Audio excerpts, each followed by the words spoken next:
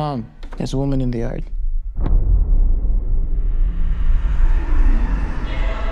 Who is that? I don't know. There's something inherently unsettling about the intrusion of silence, especially when it lingers just long enough to stir suspicion. In the upcoming psychological horror film, The Woman in the Yard, this silence is weaponized, turning a simple, remote setting into a battleground for grief, mental unraveling, and terrifying ambiguity. As the genre has evolved beyond traditional jump scares and gore, this film promises a deeper, more emotional horror experience, one that lingers in the mind as much as it shocks the senses. With its quiet atmosphere, gradual tension, and emotionally driven storyline, the film is poised to offer a unique entry into the world of psychological horror. At the heart of the film is the character of Ramona, portrayed by Danielle Deadwyler, who has quickly become one of the most compelling actresses in emotionally driven drama and thriller genres. Known for her capacity to channel deep emotional intensity, Deadwyler is expected to anchor the story with a powerful performance. In this narrative, Ramona is a recently widowed mother who has just experienced a devastating loss. Her husband, played by Russell Hornsby, was killed in a car accident, leaving her not only to grieve but also to protect and provide for her 2 children on their isolated family property. This remote, rural home becomes a central character in itself. Its emptiness and quiet are just as unnerving as the presence that soon begins to manifest in their lives. It begins subtly, almost innocuously. A woman in black appears in the yard one morning. She's dressed in a long veil, her presence eerie yet passive. When approached, she offers no explanation, only a single cryptic phrase, "Today's the day." From that moment, nothing in A. Ramona's life feels safe. The woman, played by Okwui Okpokwasili, appears to come and go without explanation, her purpose unclear and her motives ambiguous. She does not attack, scream, or chase, as so many horror film antagonists do.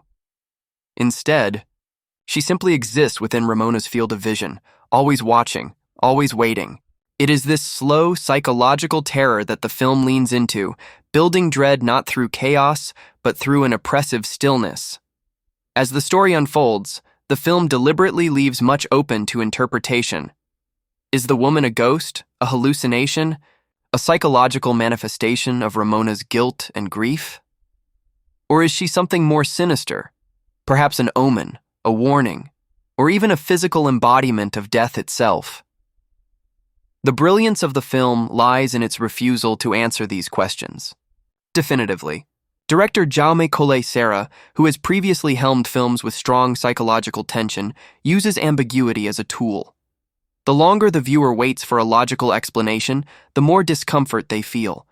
That discomfort is mirrored by Ramona's increasing sense of detachment from reality. Her children, played by Peyton and Estella Kahiha, are caught in this slow unraveling of their mother's sanity. As they watch her spiral, their fear grows, not just of the woman outside, but of what's happening inside the home, inside Ramona. The setting of the film plays a significant role in building its tone. The house, set in a remote stretch of countryside, emphasizes the themes of isolation and helplessness. Without neighbors, friends, or even frequent visitors, Ramona's psychological descent goes unmonitored. Cinematographer Pawel Pogorzelski, known for his work on other eerie and atmospheric films, leans into wide, empty shots of the landscape, paired with tight, intimate framing indoors, to show how Ramona's world is both vast and suffocating. The silence is interrupted only by the minimalistic score, made up of slow, ambient pulses and haunting melodies. The absence of noise becomes part of the suspense, forcing the audience to listen closely and expect something dreadful with each passing frame. The film's tension is not built through action, but through emotional strain. Every appearance of the woman in the yard chips away at Ramona's sense of stability. Her children begin to ask questions, but Ramona struggles to explain what she herself does not understand. The woman never breaks the barrier of the yard. She never enters the house.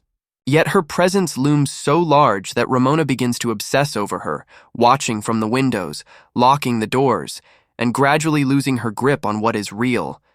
Her fear becomes paranoia, then obsession, then delusion. Is she protecting her family or endangering them with her behavior? That's the tension that drives the narrative forward. One of the film's most unsettling aspects is its slow pacing. While some may find it too methodical, others will appreciate the restraint. It's not a film that relies on cheap tricks or flashy scares. Instead, it's about the emotional horror of losing touch with reality, of confronting trauma that refuses to stay buried. The woman in black is never explained, which only enhances her horror. Is she even real? Or is she the embodiment of Ramona's guilt over surviving the car crash that killed her husband? These questions aren't answered because the film doesn't need to provide clarity. The ambiguity is the point. Critics who have previewed the film have noted how well it captures the feeling of unresolved grief and the way that loss can fracture a person's sense of reality. In many ways, The Woman in the Yard joins a tradition of psychological horror films that use supernatural or unexplained elements to explore deeper emotional truths. Films like The Babadook or Hereditary come to mind, where the horror is not just about ghosts or monsters, but about the trauma that lives inside the characters themselves. What separates this film is its focus on subtlety. There's no climactic confrontation, no final battle. The horror is persistent and internal, leaving the audience with a lingering sense of unease rather than relief. The performances are crucial to the film's effectiveness. Danielle Deadwyler carries the film with a deeply human portrayal of a woman struggling to stay afloat in the wake of immense emotional pain. Her interactions with her children add a layer of emotional depth that keeps the film grounded, even as the supernatural elements intensify. The children are not just passive bystanders. They observe, question, and slowly become aware that their lives may never return to normal. Russell Hornsby's brief but impactful appearance as the late husband offers a few emotional flashbacks that give weight to Ramona's sense of loss. From a production standpoint, the film is stripped down and focused. There are no elaborate set pieces, no big action moments, and very little reliance on special effects. This simplicity allows the emotional elements to shine and makes the supernatural presence even more effective. When the woman does move, or speak, it feels significant. Every moment of her presence is a rupture in the otherwise quiet world that Ramona is desperately trying to hold together.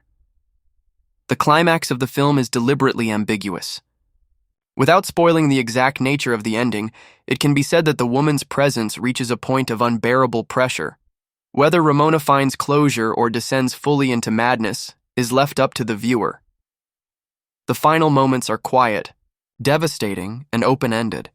It's the kind of ending that invites reflection and rewatching, as small details earlier in the film gain new meaning with context. In the broader context of horror cinema, The Woman in the Yard reflects a growing trend toward introspective horror, films that use genre elements to explore mental health, grief, and personal trauma. By avoiding easy answers and instead leaning into uncertainty, the film distinguishes itself as a bold, thoughtful addition to the genre. It won't be for everyone. Those expecting a fast-paced thrill ride may find its slow pace challenging. But for viewers willing to sit with its discomfort, it offers a haunting and thought-provoking experience. Overall, The Woman in the Yard stands out not just for its narrative, but for its emotional weight.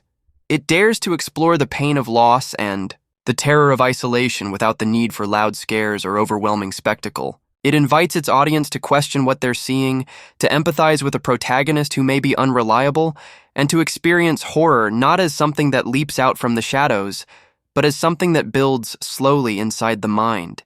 Whether viewed as a ghost story, a metaphor for grief, or a psychological case study, it's a film that stays with you long after the screen fades to black.